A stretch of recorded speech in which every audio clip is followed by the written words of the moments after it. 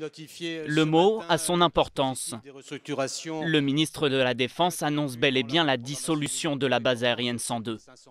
À Longwy, cette nouvelle émeut sans totalement surprendre. Moi je suis né quasiment ici, donc c'est vrai que cette base 102 on l'a toujours connue, on a toujours fait la fête tous les ans et puis ça serait un peu, pour moi personnellement un peu dommage. On s'y attendait, il y a déjà pas mal de militaires qui sont partis, donc on s'y attendait depuis un moment quand même. La menace planait effectivement depuis le départ des avions, les Mirage d'abord, puis les Alpha Jet en juin dernier. À la mairie d'Ouge, on continuait pourtant d'espérer car pour cette commune de 1300 habitants, la base tient un rôle à part. C'est 400 personnes, c'est des emplois, c'est une perte énorme pour les commerçants. Au niveau de, je ne sais pas, si on prend l'exemple par exemple des personnes qui gardent les enfants et tout ça, on a quand même beaucoup de gens, on a des locations de maisons.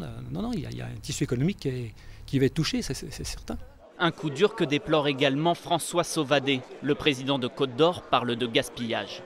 Nous avions obtenu que l'état-major de l'armée de l'air s'installe à Dijon. Il y a eu 20 millions d'euros d'investissements qui ont été réalisés. La base avait toute sa place dans l'arsenal militaire, donc cette fermeture est un coup dur, un vrai coup dur. Alors on nous dit qu'elle sera programmée dans le temps, mais en fait c'est la mort annoncée dès ce Conseil des ministres, c'est la mort annoncée de la base aérienne 102. Si le transfert à Bordeaux du commandement des forces aériennes est certain, on ne sait pas encore ce qu'il adviendra précisément des autres unités. Mais le maire de Longwy, lui, veut déjà voir plus loin et monter un projet de zone d'activité.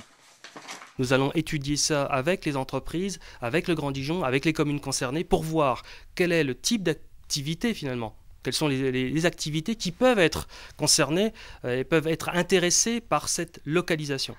Une hypothétique reconversion de ce terrain, qui appartient à l'armée et où travaillent actuellement 1700 personnes, prendra forcément beaucoup de temps. Vendredi, le ministère de la Défense dévoilera les détails de la dissolution de la BA 102.